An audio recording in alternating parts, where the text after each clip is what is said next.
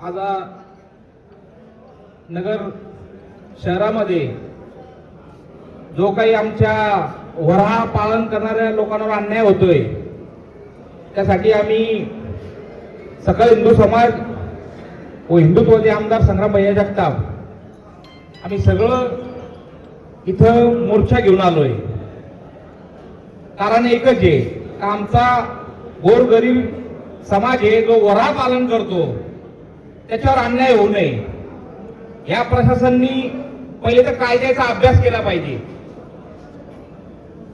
जर छत्रपती संभाजीनगर मध्ये भैया जर बघितलं तर 1999 मध्ये एक कायदा तिथे पास केलेला आहे तिथं नगर विकास खात्याच्या अंतर्गत। जर वराह पालनमुळे कोणाला जर त्रास होत असेल तर त्या ठिकाणी नगरपालिकेचे आयुक्ताचं काम आहे का त्या वराह पालन करणारे इथं किती लोक आहे त्या लोकांशी बोलून त्यांची एक संस्था स्थापन करून त्यांना शहराच्या बाहेर जिथं त्रास होणार नाही त्या ठिकाणी जागा दिली जाते आणि त्या जागेत वराह पालन ही नगरपालिकेची जबाबदारी आहे, महानगरपालिकेची।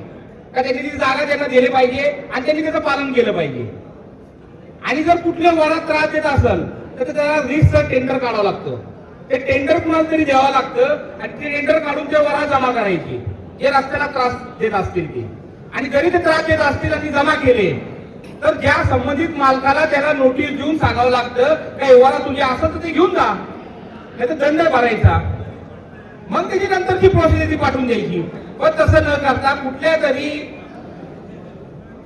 वेगळ्या धर्माच्या विचाराच्या लोकांच्या दबावात येऊन या लोकांनी जो अन्याय यांच्यावर केला तो आम्हाला मान्य नाही। त्यासाठी आम्ही तो वराह घेऊन इथं आलोय।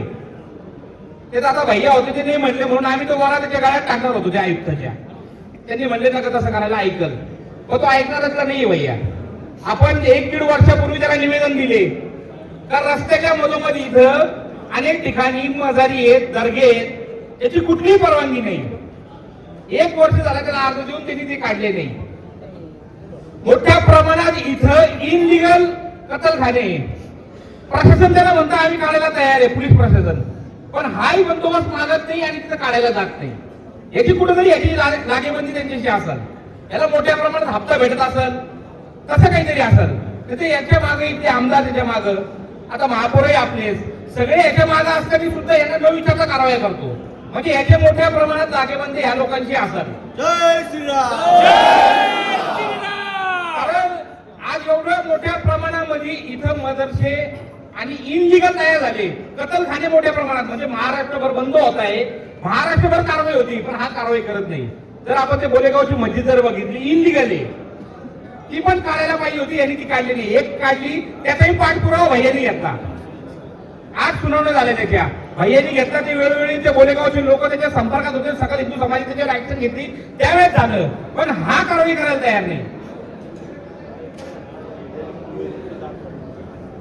ते आम्हालाही अनुभव आहे। आम्ही मागं भैया त्याच्याकडे गेलो, तुम्ही होते, आपण त्याच्याकडे बसलो, एखादा सिरियस विषय आपण सांगतो तो वेड्यासारखा मतिमंद सारखा हसतो, तो हलिमान घालतो, हसतो।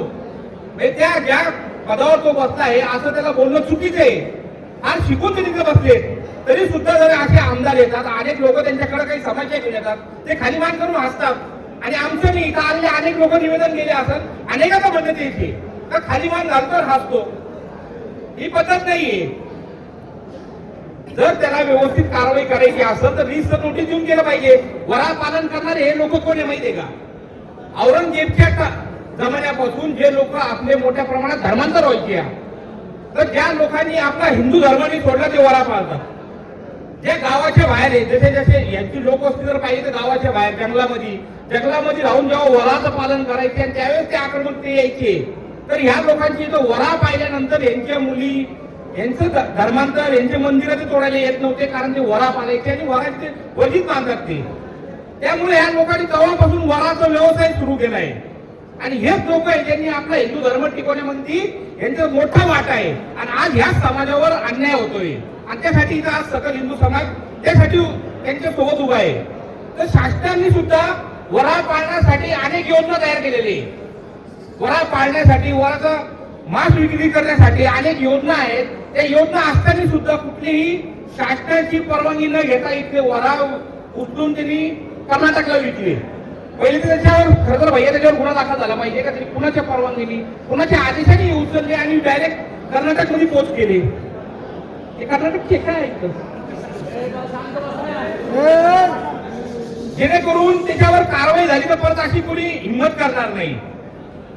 आज संग्राम भैयाला वराच्या संरक्षणासाठी मोर्चा काढायची वेळ येते आणि कधी येते का जिथं ते भैया आमदार आहेत आणि तरी मग अशी कारवाई करतो म्हणल्यावर त्याला भैया आपण त्याला तरी समज देऊन त्याचं होणार नाही, त्याच्यावर कारवाई झाली पाहिजे. कारण काय आहे, दरवेळेस आपण त्याच्याकडे येतो, निवेदन देतो, तो खाली मान घालतो, हसतो आणि तो सोडून देतो तो विषय. एक वर्षानंतर आपण जे निवेदन दिले त्याच्यानंतर आपण 2 निवेदन दिले, त्याच्यानंतर अजून मुलांनी जाऊन त्याला निवेदन दिलेले, तरी सुद्धा त्यांनी कारवाई केली नाही. आणि त्यांनी अपेक्षित त्यांनी कारवाई करायला पाहिजे. तर जर आपल्या नगर शहराच्या लोकांनी जर कायदा हातात घेतला तर त्याची अडचण प्रशासनाला पण येणार आहे. आता एवढे निवेदन देऊन जर तुम्ही त्या मजारीच्या कतलखाने काढत नसतील तर हे लोक काय शंड नाहीये, हे वाट पाहताय फक्त तुम्ही काढता. जर तुम्ही नाही काढलं तर हे घुसून सुद्धा काढू शकतात. आणि आज एवढी मंडळी इथं जमलेली आहे, यांनी विचार केला तर कुठल्याही फडकाने कुठल्याही काढत जर कायदा सुव्यवस्था खराब करायची नसेल तर जे अर्ज तुमच्याकडे आलेले आहे त्या अर्जावर ठोस कारवाई झाली पाहिजे.